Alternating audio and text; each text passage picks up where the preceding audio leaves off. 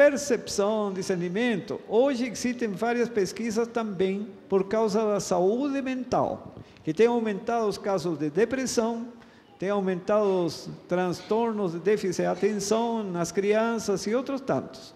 Então, vai encontrar pesquisa nesse sentido.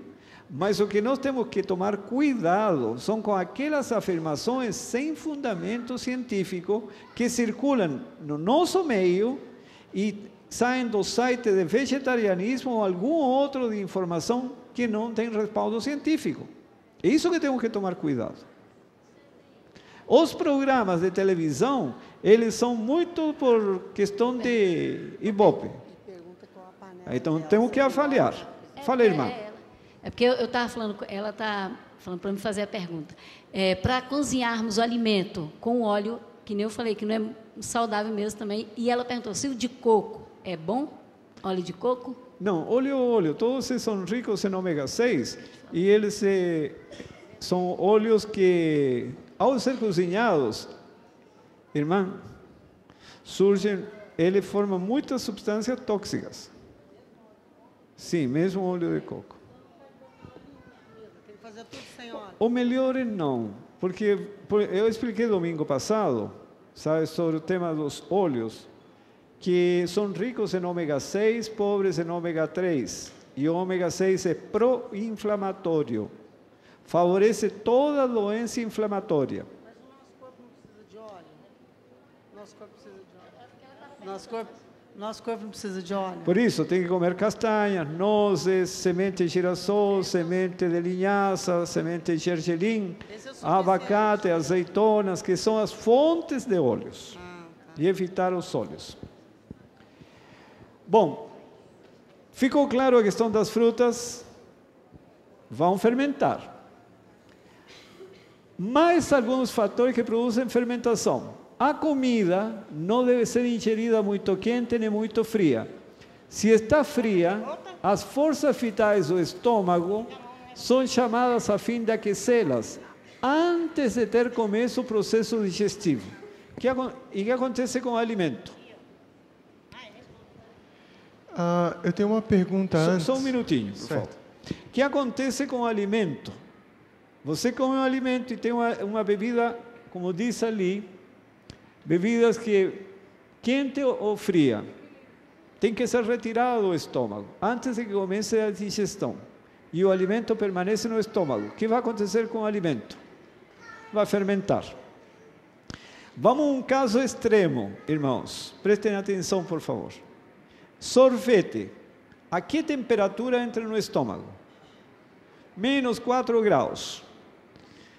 Não pode ser digerido a essa temperatura. Então, tem que ser aquecido. Quanto tempo tem que levar a temperatura de menos 4 a mais aproximadamente 38, 39 graus, que é a temperatura de funcionamento do estômago? Quanto tempo para chegar a essa temperatura? É o tempo suficiente para o sorvete fermentar. Fala, irmão. Eu tenho uma pergunta do tópico anterior, que é em relação às frutas depois da alimentação. Teoricamente, todos os vegetais eles são feitos da mesma substância, que são carboidratos, né? Água, proteínas e outras substâncias. A questão é como é que o corpo ele vai identificar que agora eu estou comendo uma fruta, agora eu estou comendo uma raiz, sendo que basicamente é amido. Conteúdo de fibras, aí o alimento fica mais tempo, menos tempo. Porque esses carboidratos estão ligados às fibras alimentares. Então, por exemplo, tenha uma ideia. O arroz branco, em um estudo foi feito na Unicamp, ele permanece quase 2 horas no estômago, por causa de ter pouca fibra. O arroz integral, que tem muita fibra, permanece aproximadamente 30 minutos no estômago. Dessa maneira, o organismo trabalha. Então, os alimentos permanecem mais ou permanecem menos, e aí que alguns se tornam incompatíveis com o outro. Por isso, na orientação do Senhor é que não deve se comer frutas e verduras juntas, porque as frutas são de rápida digestão e a verdura lenta. E aí fica mais tempo aliás, por causa de uma fica mais tempo todo o alimento e aí fermenta. Não devia ser o contrário, porque os alimentos integrais eles têm celulose e a celulose não é digerida e por isso fica mais tempo, demora a ser digerido e a gente não precisa comer. Não fica mais tempo, fica menos tempo no estômago. Na liberação dos carboidratos, os que têm mais fibra, eles liberam mais lentamente na absorção. Na absorção, eles liberam esses carboidratos de maneira mais lenta. Mas o trânsito estomacal é muito mais rápido. Então, comer alimentos crus não seria bom? Ótimo. Seria o melhor por causa da preservação das vitaminas. São muitos fatores, não podemos pensar apenas em relação ao caso este do trânsito, também temos que preservar vitaminas, minerais. Se você cozinha, que é o que não vou falar mais daqui a pouco, ao cozinhar esses alimentos, cenoura, beterraba, brócolis, etc., você está eliminando minerais na água. Então não seria a melhor coisa. A melhor situação seria cru. Quando cru, a orientação de Deus separe frutas de manhã, frutas à tarde e esses crus na hora do almoço. Entendeu? Agora preste atenção no seguinte: bebidas frias, pelo mesmo motivo, são prejudiciais. Por outro lado, o uso copioso de bebidas quentes é debilitante. A bebida fria não pode passar para o torrente sanguíneo frio. Primeiro tem que ser aquecida. Bebida quente não pode passar para o torrente sanguíneo quente. Primeiro tem que ser resfriado. E aí que o organismo tem que trabalhar mais para circular sangue, remover a temperatura, distribuí-la pelo corpo. Por isso que a pessoa aquece quando toma um chá quente.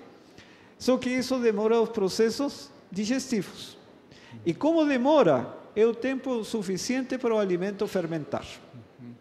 O senhor falou sobre a fermentação.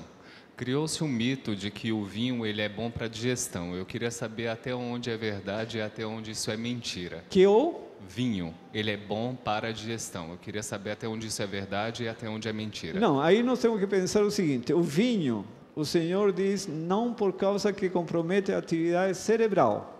Se favoreça ou não favoreça a digestão, é uma bebida imprópria para o ser humano por causa do cérebro. E quanto à digestão, eu queria saber dele não aqui, mas não, eu queria saber não, quanto à digestão, aonde não, que ele favorece em algum aspecto? Não sei. Tá, joia, obrigado. Não sei, porque o vinho já tem que ser descartado por causa do efeito sobre o cérebro. Se ele favorece ou não, já deixa de ser importante. Limonada ou águas geladas tomadas às refeições, observem, retardarão a digestão até que o organismo tenha provido suficiente calor ao estômago, habilitando-o a retomar o seu trabalho. Então, esse tempo que o alimento para no estômago, aquelas bactérias fazem fermentar. E aí, comprometem a atividade cerebral. Bom, aqui vem a questão de comer de 3 em 3 horas. Esta experiência foi feita no hospital de Tacoma Park, nos Estados Unidos, um hospital adventista. Eles deram a várias pessoas um de jejum com creme de leite, pão com manteiga, frutas em conserva, um ovo e um copo de leite com bário. Bário para dar contraste na hora da radiografia. Bom, 2 horas depois,